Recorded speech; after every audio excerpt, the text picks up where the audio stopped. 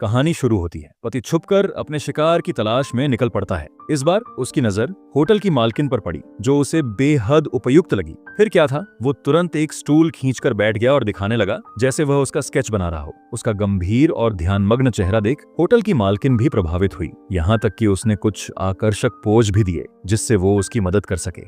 जब उसे यकीन हो गया कि महिला फंस चुकी है, तो उसने खुद को एक प्रोफेशनल आर्टिस्ट बताया और कहा कि वह मॉडल्स की तलाश में है। उसने वादा किया कि अगर वह उसके बताए हुए पोज में साथ देगी तो उसे उसके बदले अच्छा खासा पैसा दिया जाएगा। शायद पुरुष के आत्मविश्वास से भरे चेहरे को देख महिला ने जरा भी सोचे बिना हामी भर दी। फिर दोनों एक सुनसान और छिपे हुए स्थान पर चले गए और रात गहराने तक वह थका हारा वापस लौटा। इस वक्त उसकी पत्नी गहरी नींद में थी। वो धीरे धीरे बिना आवाज किए बिस्तर में उसके पास लेट गया। उसे लगा कि उसकी पत्नी कभी कुछ नहीं जान पाएगी। पर अगले ही दिन पुलिस दरवाजे पर पहुंच गई। पुलिस वाला खुद शहर का शेरिफ था। उसने बताया कि कल रात एक महिला की बेरहमी से हत्या हुई है। उसका शरीर पूरी तरह नग्न मिला और सिर भी बहुत साफ तरीके से काटा गया था। ऐसा लग रहा था कि हत्यारा कोई नौसिखिया नहीं है। ये सब सुनकर पत्नी अंदर से डर गई, लेकिन उसे समझ नहीं आया कि पुलिस उनके पास क्यों आई है। शेरिफ ने बताया कि उस रात कुछ लोगों ने उसके पति को उस महिला के साथ देखा था, इसलिए दोनों को थाने चलकर पूछताछ में सहयोग देना होगा। मामले की गंभीरता को समझते हुए पत्नी ने पति को जगाया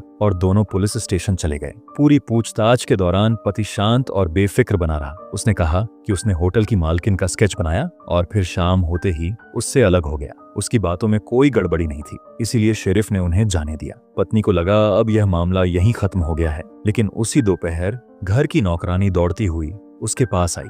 उसने बताया कि होटल का मालिक यानी मरी हुई महिला का पति उससे मिलने आया है। उसके पास कुछ स्केच हैं जो असली हत्यारे का भांडा फोड़ सकते हैं। पत्नी के दिल की धड़कनें तेज हो गईं, लेकिन उसने अपने डर को दबाया और नौकरानी के साथ उस आदमी से मिलने निकल गई। जैसे ही वह मालिक के पास पहुंची, उसने नौकरानी से कहा कि स्केच उसे दे दे। स्केच में मरी हुई महिला दिख रही थी। वह एक झोपड़ी में नग्न अवस्था में बिस्तर पर पोज देती हुई नजर आ रही थी।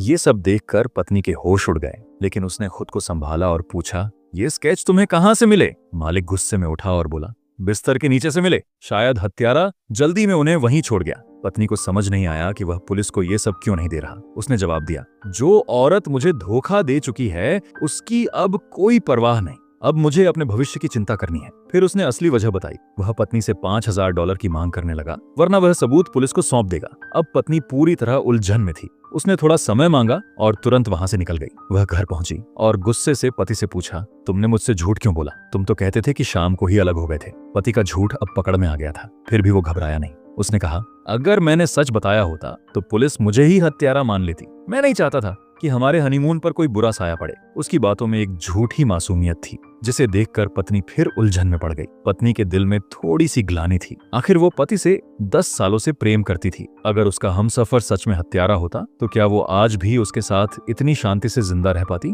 फिर दोनों पति पत्नी ने मिलकर निर्णय लिया कि अब इस जगह को छोड़ देना चाहिए, क्योंकि अगर होटल का मालिक वो स्केच पुलिस को दे देता तो उन्हें खुद पर पछतावा करने में ही कीमती समय बर्बाद हो जाएगा। अगली सुबह पत्नी बैंक जाकर कुछ विदेशी मुद्रा निकाल लाई ताकि देश छोड़ने की तैयारी कर सकें, लेकिन लौटते समय उसे पुलिस प्रमुख ने रोक लिया। उसने सवाल किया, क्या तुम्हारे पति पहले मानसिक बीमारी से ग्रसित थे? अगर हाँ, तो कल पूछताछ के समय ये बात क्यों नहीं बताई गई? पत्नी चौंक गई। पुलिस अब सचमुच उसके पति की गहराई से जांच करने लगी थी। फिर भी उसने खुद को संभाला और कहा, यह सब युद्ध के समय की मानसिक चोट का असर था, लेकिन अब वह पूरी तरह ठीक हो चुके हैं। अस्पताल की रिपोर्ट भी है, मगर अब पुलिस प्रमुख उनकी बातों पर भरोसा नहीं कर रहा था। उसने आदेश दिया, जब तक असली हत्यारा नहीं पकड़ा जाता, दोनों पति पत्नी शहर छोड़कर कहीं नहीं जा सकते। ये खबर बिजली की तरह पत्नी पर गिरी। घर पहुंचते ही उसने सारी बात अपने पति को बताई। पति इस बार थोड़ा घबरा गया और पत्नी को समझाने लगा कि अब बहुत संभल कर कदम उठाने होंगे। अगली योजना के तहत पति ने तय किया कि वो खुद न जाकर नौकरानी को पैसे देने भेजेगा। नौकरानी उसे लेकर होटल मालिक के पास पहुंची, लेकिन वह गहरी नींद में था। पिछली रात की शराब का असर था। पुरुष ने उसे कई बार आवाज दी, लेकिन वह टस से मस नहीं हुआ। तभी एक खतरनाक विचार उसके मन में आया, एक तरीका जिससे वह खुद पर से हत्या का शक पूरी तरह हटा सकता है। उसने नौकरानी से कहा कि पहले स्केच ढूंढे। एक स्केच को देखते ही उसकी आंखें गहरी हो गईं, चेहरा कड़ा। फिर उसने नौकरानी की बेरहमी से हत्या कर दी और मौके को आत्महत्या या झगड़े जैसा दिखाने की कोशिश की। इसके बाद वह दौड़ता हुआ घर लौटा और पत्नी से कहा, मालिक से मुलाकात ही नहीं हो पाई, लेकिन बहुत जल्द ही पड़ोसी को नौकरानी की लाश मिल गई, क्योंकि पिछली रात मालिक और नौकरानी एक ही घर में थे और वो भी नशे की हालत में। पुलिस को लगा कि शायद वही हत्या का दोषी है। हो सकता है उसने नशे में नौकरानी का गला घोंट दिया हो और उसकी पत्नी की मौत भी इसी तरह हुई हो। पूछताछ के दौरान भी वह कुछ ठीक से बता नहीं पाया, इसलिए पुलिस ने उसे हिरासत में डाल दिया। जब ये खबर पत्नी तक पहुंची, वह थोड़ी चौंकी लेकिन राहत महसूस कर रही थी। उसे लगा असली कातिल मिल गया।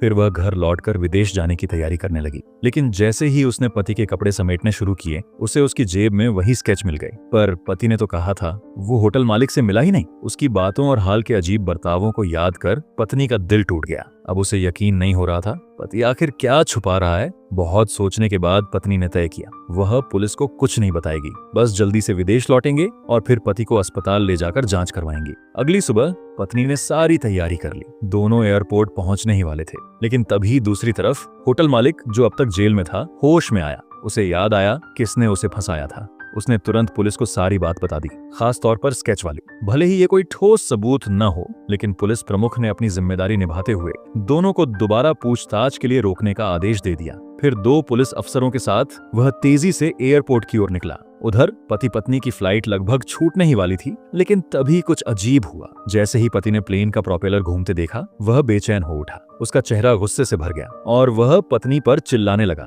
पत्नी कुछ समझ नहीं पा रही थी। वह उसे शांत करने की कोशिश करती रही, लेकिन अब बात हाथ से निकल चुकी थी। पति को आवाजें सुनाई देने लगीं, मेरा बच्चा, मेरी बीवी, वो मुझे छोड़ गए। पुलिस जैसे ही वहां पहुंची, पति ने उन्हें दुश्मन समझ लिया और बिना कुछ सोचे उन पर हमला कर दिया। पुलिस प्रमुख ने उसे रोकने की कोशिश की, लेकिन उसने उसकी पिस्टल छीन ली। सौभाग्य से एक और पुलिस वाले ने तुरंत गोली चला दी, सीधे उसके पेट में। फिल्म के अंतिम दृश्य में वो जमीन पर तड़प रहा होता है और पत्नी के सामने अंतिम बार कुछ कहता है, माफ करना, मुझे नहीं पता कब से, पर शायद मैं हत्या करने से प्यार करने लगा था।